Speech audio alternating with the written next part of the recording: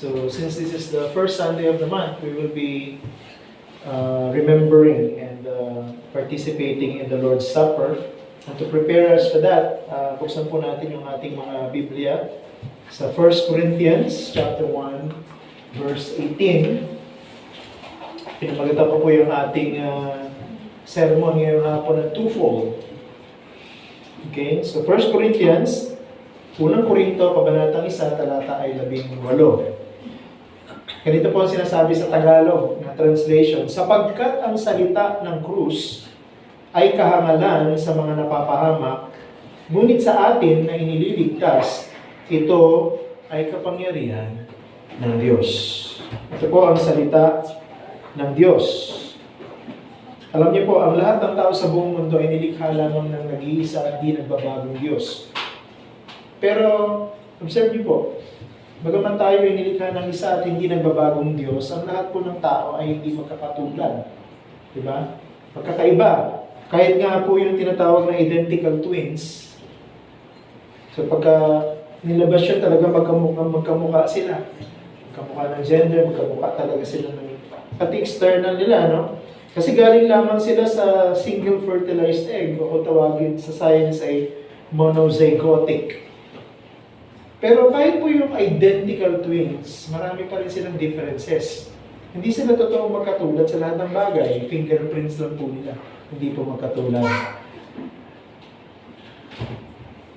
Kahit titignan mo sa panlabas na malilito ka kung sino yung isa, dun sa isa, o ano yung difference nila.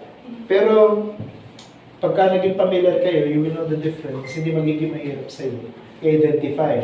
Kasi, one way or another, there will be a difference between the identical twins. Kahit po yung mga social experts natin, meron din silang form of categorization ng society. Yung iba, ginagamit nila yung basis nila, financial capabilities. Merong average, above average, below average, pagdating sa financial capability. Meron din po by influence. No? Doon nila binabata yung grupo ng mga tao sa kanilang influensya, sa kanilang popularity. And some social experts even use looks o yung itsura ng tao para sabihin ng kanilang pagkakaiba-iba o hati-hatiin ang mga tao sa society. Now, if you will notice, dito sa text natin na binasa, si Apostol Pablo, nagtuturo siya sa atin na meron ng iisang ebanghelyo, at itong ebanghelyo na ito ay merong iisang mensahe sa buong mundo, kaya lang, ang mga tao sa mundo nahahati pagdating sa usapin ng ebanghelyo.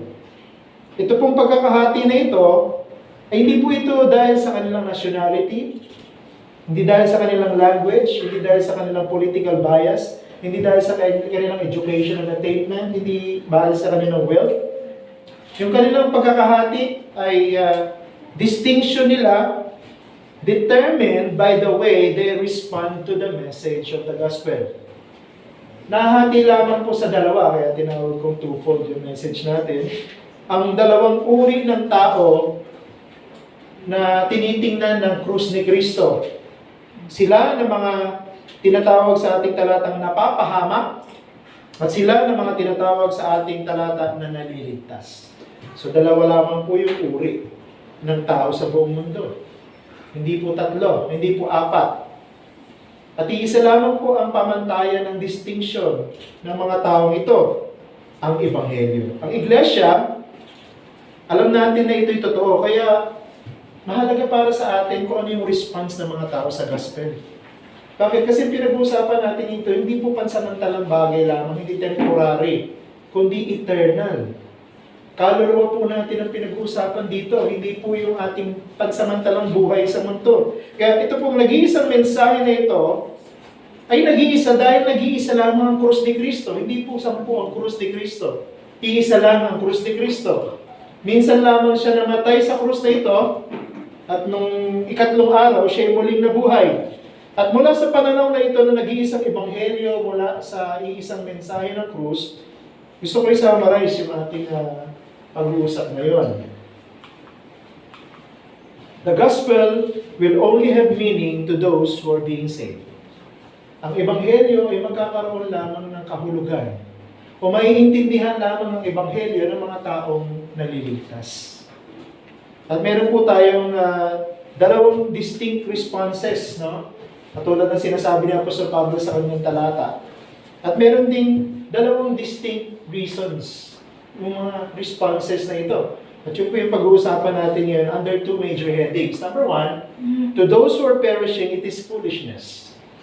Para sa mga napapahamak, ang ebanghelyo ay kahangalan. Walang kahulugan. Nonsense. Unreasonable. Therefore, they don't want to believe it. Pangalawa, to those who are being saved, it is power. Para sa mga naliligtas, nakaranas ng maging born again, na-convert, nanampalataya, at nagsisi sa kanilang mga kasalanan, ang ebanghelyo ay makapangyarihan. Powerful.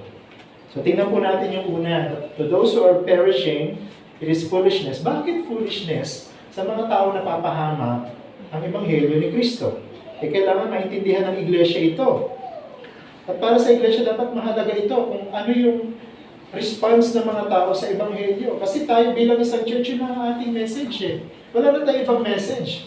Hindi po tayo nasa ilalim ng gobyerno para magturo ng livelihood. Hindi po tayo nasa ilalim ng DSWD para mag-ampon. Hindi tayo bahagi ng gobyerno. Hindi tayo bahagi ng ating local government. Tayo po ay isang distinct entity with a distinct message. And that is the message of the cross of the Lord Jesus Christ. Patandahan natin to, tayo lang ang inutusan ng Panginoon, di ba? Sa Matthew 28:19-20, Iglesia lang ang inutusan na itong ebanghelyo na ito ay pangaral sa lahat ng tao sa buong mundo. So by implication, it is our business to understand bakit ang mga tao nagre-react ng ganito sa ebanghelyo. Dapat seryoso tayo kung bakit ganun ang kanilang reaksyon. Pero dapat maging maingat din po tayo kasi meron itong dalawang extreme reaction ng church pagdating sa usapin ng response ng mundo sa gospel. Yung isa, hindi sila preoccupied, no? Masyado sa importansya ng response ng mga tao sa mundo. Ang ginagawa nila, ina-adjust nila yung gospel para maging katanggap-tanggap sa mundo. Kung hindi nila matanggap, babaguhin nila, hahaluan nila, iibahin nila yung gospel para lang sa gayon maging katanggap-tanggap sa mga tao.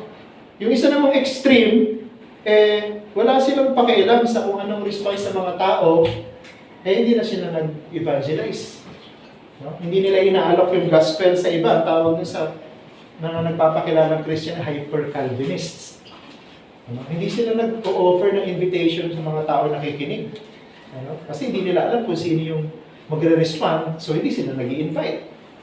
So extreme naman yun.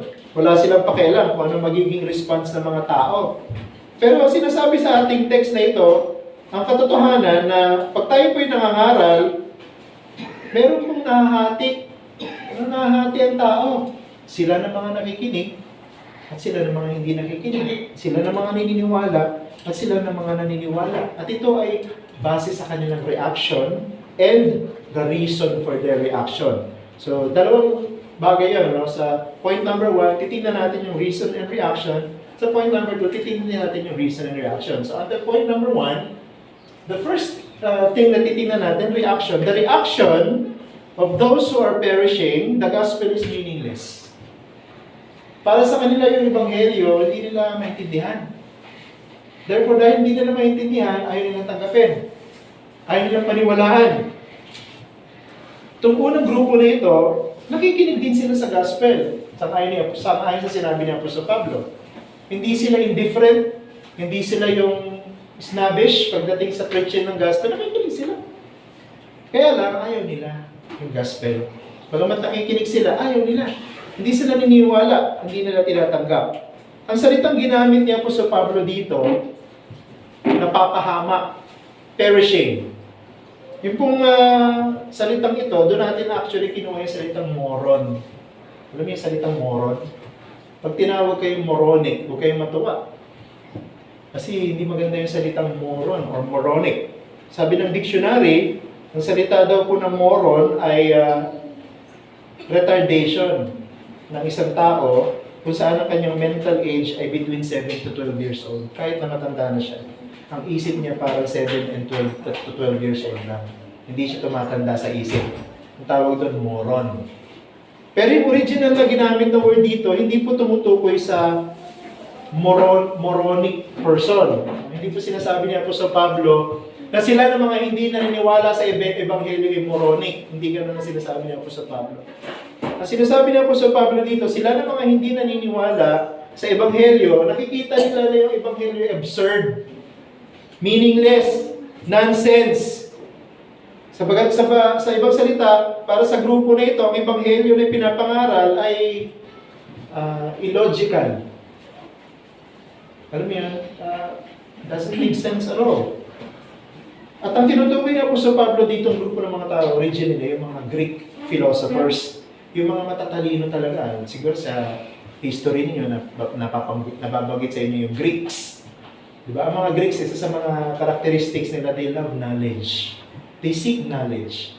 Kasi para sa kanila, pag naabot mo na yung pinakamataas na antas ng karunungan, maaabot mo na yung kaluwalhatian, o yung nirvana, yung eternal life, yung pinakamataas na level ng existence ng isang tao. Doon sa kanilang kaisipan.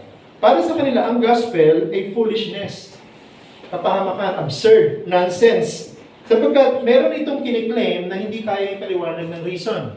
Ano yun? Bakit naging meaningless at unreasonable sa kanila? Paano daw magiging savior ang isang tao kung siya'y mamamatay? O kung siya'y namatay? Dahil pinapangaral ng Ebanghelyo na si Kristo ang tagapagligtas, pero si Kristo'y namatay. Yung sabi ng mga Grego na matalino.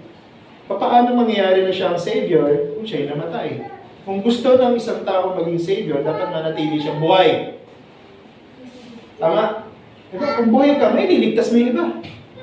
Kaya nga siguro, merong mga nakatayo sa harapan ng krus ni Kristo nung panahon na siya ipinako na nagsabi ng ganito, nagligtas siya ng iba, hindi niya mailigtas ang kanyang sarili. Furthermore, paano ang isang hero mamamatay bilang kriminal? Paano ba namatay si Kristo? Siya'y pinako sa krus. Death on the cross, in the Roman law, means death of a notorious criminal. So yung pong mga masamang tao lamang talaga na death penalty ang nararapat na ipataw ang ipinapako sa krus. Yun ang pinakamahirap na parusa. Pinakamatagal, pinakamasakit. Talagang parurusahan yung tao na ipinako doon bago siya mamatay. At dahil ang ginawa kay Kristo. So it is a declaration of Rome na itong Kristo na ito ay isang kriminal at siya hindi dapat kaawaan. Paano siya magiging tagapagligtas? Yun ang sabi ng mga Grego. Diba? Ang mensahe ng krus para sa mga taong gato na matatalino, naghahanap ng logic, reason, beyond reason. Kaya dapat tanggihan ng Ebanghelyo. Hindi ba pag tinignan mo yung panahon natin ngayon, may ganyan ding mga tao? Hindi nga sila Greeks. Pero matatalino sila. Nag-iisip sila. So yung iba, na sobrang talino, para sa kanila, ang kahulugan dapat, ang pagkakaroon ng kahulugan ng isang bagay, kasi dapat meron siyang reason, logical siya. Dapat naiintindihan niya. Diba? Dapat naunawaan ko kung ano yung sinasabi ng message mo. Kasi kung hindi ko naiintindihan yung sinasabi mo dahil wala itong point at papunta sa isang point, meaningless siya, hindi siya makatotohanan, hindi ko siya paniniwalaan. Diba may mga ganyan tao din yan? Tawag nila sarili nila atheists. Di ako naniniwala may Diyos kasi paano ko patutunayan na may Diyos? Hindi ko nga siya nakikita, hindi ko siya naamoy, hindi ko siya nahawakan, hindi ko siya nalalasahan, hindi ko siya nararamdaman. Therefore, He doesn't exist. Para sa kanila, yun ang logical. Yun ang reasonable. Kaya tawag natin sa kanila atheist. They deny the existence of God. Yung iba naman, para sa kanila, magkakaroon lang ng meaning isang bagay kapag meron siyang napapakinabangan. Pagka-beneficial sa kanya. Para sa kanila, ito ang ibig sabihin ng katotohanan. Magpapakita sila sa church, pupunta sila sa church, pagka yung mga pangangailangan nila nami-meet. Kaya ang ginagawa ng ibang mga church, ng ibang mga preacher, ina-adjust yung sermon para magustuhan ng mga tao. Ang tawag natin dyan, seeker-sensitive churches. Ang nagdidikta o ano yung dapat sabihin sa pulpito ay yung gustong marinig ng mga tao. Dahil kung hindi nila nagugustuhan at para sa kanila walang pakinabang, hindi sila attend sa church na yun. Hindi na sila babalik. Halimbawa, ayaw nilang marinig yung pinapangaral sa pulpito ang kasalanan. Ang kasalanan nila. Kapag ka narinig nila yon, ma-offend na sila. Ay, wala akong pakinabang dito. Pinapahiya lang ako. So, anong gagawin niya? Hindi na ako attend. Hahanap ako ng ibang church. Ngayon, ang tanong ko sa inyo, bakit kayo nandito? Sa church. Bakit kayo nakaupo ngayon at nakikinig? Pinapangaral lamang natin dito ay yung purong salita ng Diyos, ang Ebanghelyo. Nawa, masumpungan ng Diyos na kaya kayo nandito kasi gusto niyo marinig ng katotohanan ng salita ng Diyos. At makita niyo ito ay may sense. Ito'y reasonable kapag ito'y ginawa ng Diyos para sa ating mga makasalanan. Pangalawa, anong reason kung bakit para sa kanila meaningless? Yung totoong reason kung bakit para sa kanila meaningless ang gospel. Sabi niya po sa Pablo, because they are perishing. Of course, there is reason for such reaction to the gospel. At hindi po itinago sa atin ni Apostol Pablo ang totoong dahilan kung bakit ganyan mag-react itong mga tao na ito. Para sa kanila, foolishness ang gospel. Ayoko niyan. Uninteresting yan. Boring yan. Bakit? Ang sabi ni Apostol Pablo, sapagkat sila'y napapahamak. Ito pong mga tao na ito, para sa kanila, ang gospel ay nonsense or absurd, hindi dahil sila mentally retarded, but because they are simply sinners. They're spiritually dead. Wala sila kay Kristo. Hindi sila born again. Unregenerate sila. Their spiritual condition reflects their reaction to the gospel. Kaya ayaw nila sa gospel, dahil hindi nila ito naiintindihan. Dahil wala itong halaga para sa kanila. Kahit na ba sinasabi na ang Ebanghelyo ay mensahe ng ginawa ng Diyos para ang makasalanan ay maligtas, para ang makasalanan ay patawarin, para ang makasalanan ay tanggapin ng Diyos. Wala sa kanila kahulugan yun. Hindi nila naiintindihan. The gospel is foolishness to them because they're perishing. Sa original ang ginamit po dito, they are on their way to destruction. Papunta na sila sa kapahamakan. Sa scripture, ang salitang ito ay ginagamit para ilarawan ang kondisyon ng mga taong hindi ligtas, hindi born again. Ano sabi dun sa 2 Corinthians 4:3? Ganon din sa 2:15. And then 2 Thessalonians 2:10, ang sabi diyan, at kahit ang aming ebanghelyo ay natatalokbungan pa, ito ay may talokbong lamang sa mga napapahamak. Ibig sabihin, hindi maintindihan, hindi makita ang totoong kahulugan kapag sila'y napapahamak. Ang dahilan ng reaksyon nila, bakit kahangalan ng ebanghelyo? Dahil sila'y wala pang kaugnayan kay Kristo. Ang ebanghelyo ay kahangalan para sa mga taong ito sapagkat naiintindihan ng ebanghelyo sa pamamagitan ng banal na Espiritu. Tingnan niyo sinabi sa 1 Corinthians 2:14. Ngunit ang taong hindi ayon sa Espiritu ay hindi tumatanggap ng mga bagay ng Espiritu ng Diyos. Sapagkat ang mga iyon ay kahangalan sa Kanya at hindi niya ito nauunawaan. Sapagkat ang mga iyon ay nauunawaan sa pamamagitan ng Espiritu. Ang madaling salita, ang ebanghelyo ay hindi po inuunawa sa pamamagitan ng kaalaman ng tao. Kahit anong paraan mo para i-dissect ang gospel, intindihin ang gospel, hindi mo siya maintindihan sa sarili mong paraan. Katulad ng mga Greeks, tinry nila, pero anong nangyari? Para sa kanila, absurd ang gospel na yan. I-reject natin yan. Ngayon, ang tanong, paano natin maintindihan ang gospel? Nagbigay ang Diyos ng paraan para maintindihan ang gospel, ang banal na Espiritu. Since yung mga tao hindi nakakaunawa ay hindi pa born again, ibig sabihin, wala ang Espiritu sa kanila. Wala ang Espiritu ng Diyos. Kaya boring, nakakaantok yan. Tutulugan ko na lang yan. Malamig naman dito. Pero yan, pinapakita lang yung totoong kondisyon ng puso mo. Wala ang Espiritu Santo sa iyo. By way of implication, hindi natin pwedeng puwersahin ng mga tao na tanggapin ng mensahe ng Ebanghelyo. Hindi pwedeng ipilit yan. Dito nangangaral tayo ng Ebanghelyo, paulit-ulit yung naririnig ang ginawa ng Diyos sa pamamagitan ni Jesus para ikaw ay maligtas. Pero hindi natin pipilitin, sige na, tanggapin mo na. Hindi pwedeng ipilit sa tao yan. Hindi kayang ipilit ng isang tao yan sa kanyang kapwa-tao. Hindi na natin pwedeng gawing simple ang kaligtasan sa pamamagitan ng isang desisyon. Yun ang ginawa ng iba para maging madali. At para matanggap ng mga tao yung gospel, sinabi nila, kailangan mo nang mag-decide. Magpe-pray ka lang, sabihin mo, Panginoon, pumasok ka sa aking puso. Ligtas mo ako ngayon. Christian ka na. Sumunod ka sa gantong panalangin, sasabihin ka nila. Sundin mo yung panalangin na ito. At pagkatapos yung sumunod sa panalangin, patatayuin kayo. Pagkatapos may lalapit sa inyo mga counselor. Tapos sasabihin nyo yung Christian ka na. Pinadali.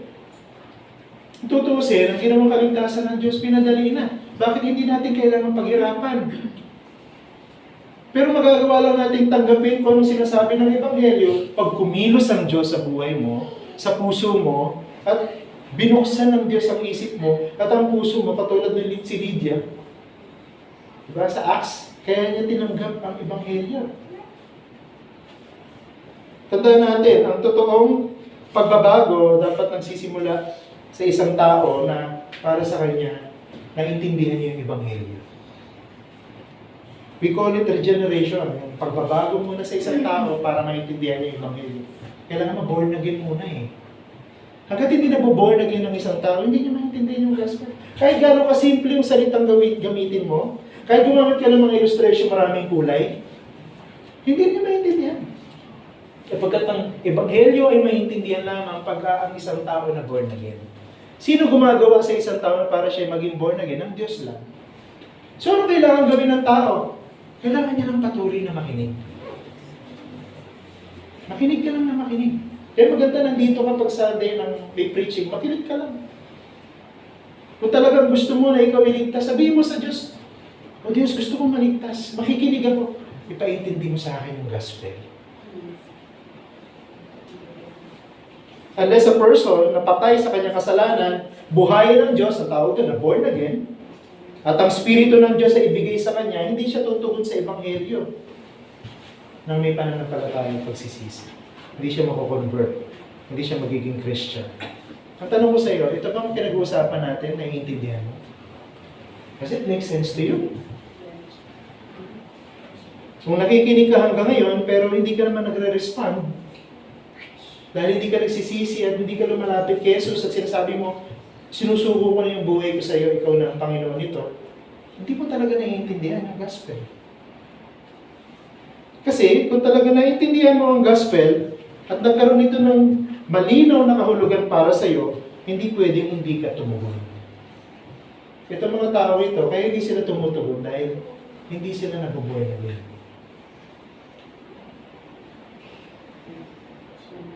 Nakikinig ka nga, pero hindi ka naman nagiging born again. Ang tawag dyan, you are rejecting the gospel. Ang tanong ko sa inyo, patuloy ba ninyong tatanggihan ng Ebanghelyo? Dahil hindi kayo nagiging born again? Pakiusap ko bilang isang tao, nagmamakaawa ako sa inyo, seryosohin ninyo ang Ebanghelyo. Dahil ang pinag-uusapan natin dito, makaluluwan niyo. Pangalawa, to those who are being saved, it is power. Now we come to the second group. Gusto ko yung salitang but, na sinabi ng Apostol Pablo dito sa talata natin, but, no? But. Sabi diyan, sapagkat ang salita ng krus ay kahangalan sa mga napapahamak. Ngunit, but, tatlong letter lang sa English, sa atin na naliligtas ito ay kapangyarihan ng Diyos. So katulad ng diniscuss natin doon sa unang major point, meron pong reaction at meron ding reason for that reaction. So tingnan natin yung reaction ng mga taong nililigtas. Bakit nila sinabing power on gospel? Because they are firmly believing that the gospel saves. Kapag naniniwala sila sa pamamagitan ng Ebanghelyo, maliligtas sila. May kapangyarihan ng Ebanghelyo magligtas. Kapag ang Ebanghelyo ay si Kristo. At si Kristo, ang anak ng Diyos ay pinadala upang mabuhay na walang kasalanan, mamatay para sa mga makasalanan, pero hindi siya nanatiling patay. Yun ang akala ng mga Grego. Nabuhay siya ulit after 3 days. At ngayon ay nasa langit siya, and He will forever live. That's why He's the Savior of sinners. Bakit ka mag-aalay ng buhay mo sa isang tagapagligtas na namatay at yung gagawin ay patay? Yung iba naniniwala sa isang institusyon, sa isang iglesia, sa isang pastor, para sa kanilang kaligtasan, sa isang propeta, sa mga banal na santo nila. Pero nasa na sila ngayon? Patay pa rin. Si Kristo lang ang nagsabing, pag nanampalataya ka sa akin, maliligtas ka. Bakit? Nagtagumpay siya sa kamatayan. At ngayon, ang mga magtitiwala sa Kanya, kung paano siyang nabuhay ulit mula sa mga patay, mabubuhay din sila. At kasama niya sa langit, sa bagong langit at sa bagong lupa, magpasawalang hanggan. Anong ibig sabihin ni Pablo nung sinabi niya, it is the power of God? Alam niyo ba yung salitang ginamit dito na power, doon natin kinuha yung salitang dynamite? Anong ginagawa ng dynamite pag sinindihan mo? Masabog. Pag sumabog ito, nagtatawanan ba yung mga tao? Woo! Para ba itong quitis o kaya fireworks? Hindi. Pag sumabog yan, may nawawasak, may namamatay. Pero yun ang eksaktong ginamit na salita ni Pablo para sabihin, the gospel is the power of God. Pero nung sinabi niya po sa Pablo, ginamit yung salitang power, hindi niya ibig sabihin na ang gospel ay sumisira, o yung gospel ay nawawasak, o yung gospel ay pumapatay. Ang tinutukoy niya po sa Pablo dito, yung power, ibig sabihin ability or capability. In other words, yung ebanghelyo na binibigyan ng kapangyarihan ng Diyos, yan ang nagtuturo sa atin, nagbibigay sa atin ng kakayahan. Capability, ability na ano? Na manampalataya kay Kristo. Na magpasakop sa Kanya bilang Panginoon at tagapagligtas. So, ibig sabihin, nung ginamit niya, sinabi niya, this is power. Merong wala dati na ngayon meron. Yung isang tao na dati walang meaning sa kanya yung gospel, ngayon meron na. Bakit? Sapagkat nasa kanya na yung Holy Spirit and God gave him the ability or capability to believe.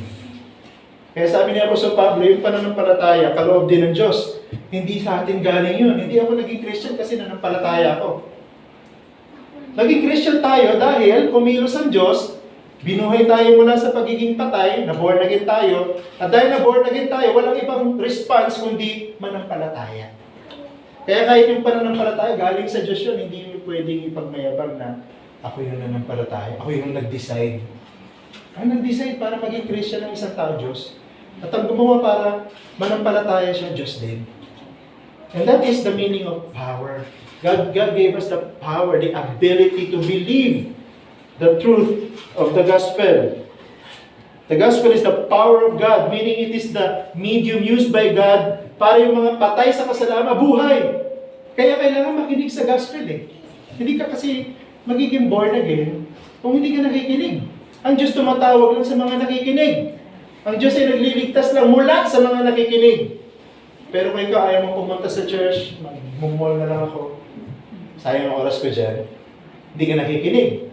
How can you expect to be saved if you're not listening?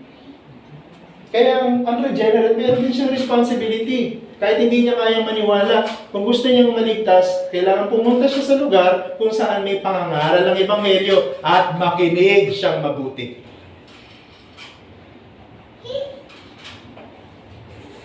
Through the gospel, ang Ama tinatawag niya yung kanyang mga hinirang at sila'y binoborn again at nilalagay yung banal na espiritu sa kanila at pag sila'y na-born again at narinig nila yung gospel, ngayon may meaning na yung gospel sa kanila. Yun pala ang ibig sabihin ng gospel. Yun pala ang ginawa ni Kristo para sa akin. Mahalaga pala ako sa Kanya. Mahal niya pala ako. Importante pala ako.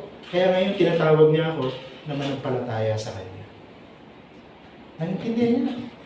Hindi mo kailangan maintindihan kung bakit nangyari yun na si Jesus na namatay ng buhay ulit. Kasi yun ang logic, di ba? Yun ang reason, yun ang science.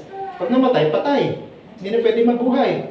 Hindi natin kailangan paliwanag ng logic, kaya nga pananampalataya ang pinag-uusapan natin dito. Pagtitiwala, paniniwala. Kahit hindi natin lubos na naiintindihan kung paano. Nagtitiwala tayo, bakit? Dahil ginawa ng kapangyarihan ng Diyos. The understanding of the gospel is not something man can obtain by himself. Tingnan niyo yung 1 Corinthians 1:21. Sabi niya, sapagkat yamang sa karunungan ng Diyos ay hindi nakikilala ng sanlibutan ng Diyos sa pamamagitan ng karunungan nito, yung sariling karunungan ng mundo, ay kinalugdan ng Diyos na iligtas sa mga sumasampalataya sa pamamagitan ng kahangalan ng pangaral. Kasi sinasabi ni Paul dito, yung mundo, pinipilit niya intindihin yung kaligtasan, pero hindi niya maintindihan. Anong ginamit ng Diyos para maintindihan niyo yung kaligtasan? Yung kahangalan ng pangaral. Bakit sinabing kahangalan ng pangaral? Kasi pinapangaral ang isang mensahe na hindi talaga maiintindihan at hindi tatanggapin ng mga tao. Pero bakit nagagawang maintindihan at matanggap ng mga tao? Dahil sa kapangyarihan ng Diyos. Kaya ang Diyos ang nagliligtas, hindi yung pastor, hindi yung church, hindi rin yung sarili natin. Hindi nga natin maintindihan, paano may liligtas sarili mo. Diyos ang gumagawa para maintindihan mo ang kaligtasan at pananampalatayanan niya. Kaya tanong natin, bakit nakikinig pero hindi nananampalataya? Ibig sabihin, ang Diyos hindi pa kumikilos sa iyo. Pero ako, tinitingnan ko ng positive yun. Kahit hindi ka pa nagpapakilala Christian ka, nandito ka. Ibig sabihin, you are interested in the gospel. Gusto mo maintindihan yung gospel. So, ang aking encouragement sa inyo, magpatuloy kayong dumalo. Magpatuloy kayong makinig. At manalangin kayo sa Panginoon. Sabihin niyo, oh Diyos, gusto ko maintindihan itong gospel na ito, kaya dadalo ako. Kahit na meron akong kailangan gawin sa school, dadalo ako. Kahit na meron akong earlier appointment or schedule, dadalo pa rin ako. Kasi gusto kong makinig. Gusto kong maligtas. Gusto kong maintindihan yung gospel. Responsibility natin yan. As human beings. I think, ito rin yung dahilan, no? 1 Corinthians 12:3, yung pangunawa daw po ng kung sino si Jesus at yung appreciation niya ng kanyang ginawa ay inihahayag ng banal na Espiritu. So talagang Diyos ang gumagawa para maranasan natin ang kapangyarihan ng Ebanghelyo. Pero huwag niyo isipin yung kapangyarihan yung sinasabi ng ibang nasa TV na kailangan yung mga sakit gumaling, yung kailangan magsalita ka ng wikang hindi naiintindihan, kailangan ay gumulong-gulong pa sa semento, kailangan, hindi ganun ang kapangyarihan na tinutukoy dito. Alam niyo kung ano sinasabing kapangyarihan dito ng Diyos? Yung kapangyarihan na bumabago sa buhay ng tao. Hindi yung himala. Ang pinakamagandang himala na dapat mong hantayin sa buhay mo, yung baguhin ka ng Diyos pamamagitan ng Espiritu Santo. Ipapahayag ng Diyos ang Ebanghelyo palagi at ipapakita sa atin ang ating pagiging makasalanan palagi, pero may kasamang pag-asa. Bagamat tayo makasalanan, rebelde sa Diyos, sinasabi ng Ebanghelyo, may ginawa ang Diyos para ikaw ay maligtas. Para ikaw ay mapatawad. Ano yun? Para ikaw ay manampalataya sa Panginoong Jesucristo. Anong reason kung bakit kapangyarihan ito para sa mga naliligtas? Sapagkat sila born again. Yun ang simple reason for that. Okay, so wala na akong power ulit. So I will use the battery's power. So ano yung reason? Because they are, okay na, they are born again. Ang totoong kondisyon na espiritual ng isang tao ay nakikita natin sa kanyang response sa gospel. I think ito rin yung isa sa mga dahilan kung bakit sa Bagong Tipan, ang basihan ng totoong naligtas hindi yung kanyang sinasabi.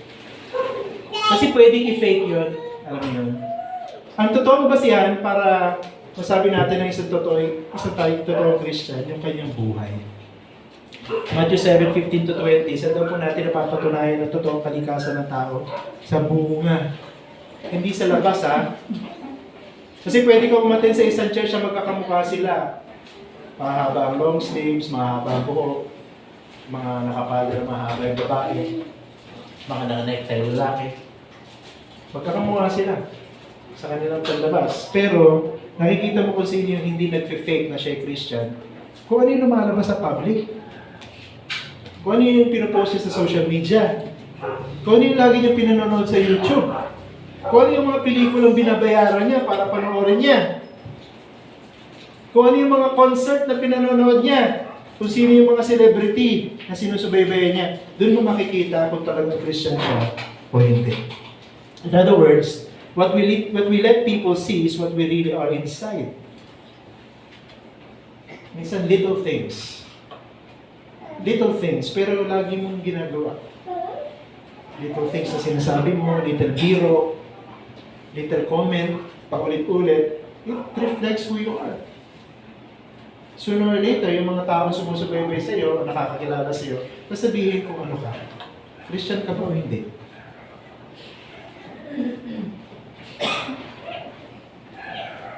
Kung ayaw nila ng mensahe ng Ebanghelyo, dahil demanding ito, pinapakita lang na hindi pa talaga sila na born again.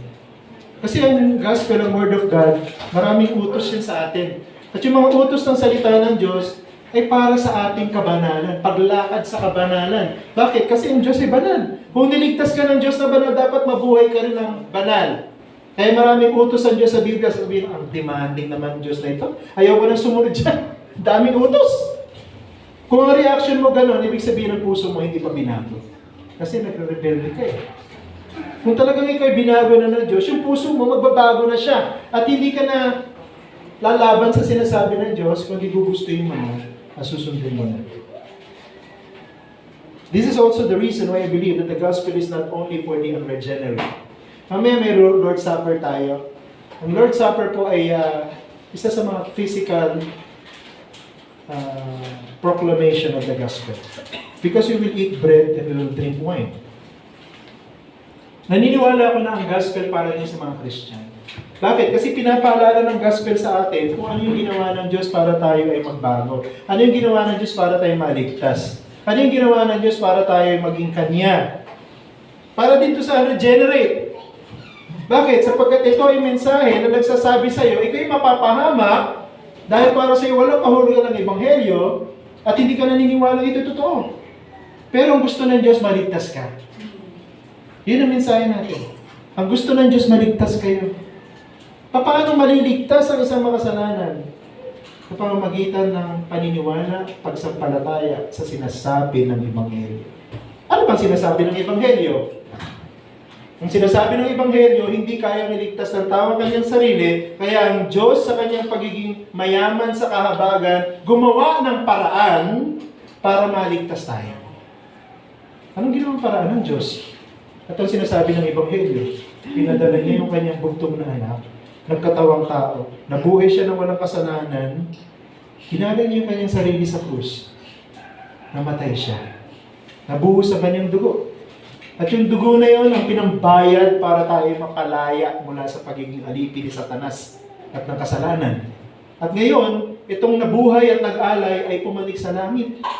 Nakaluklok sa langit.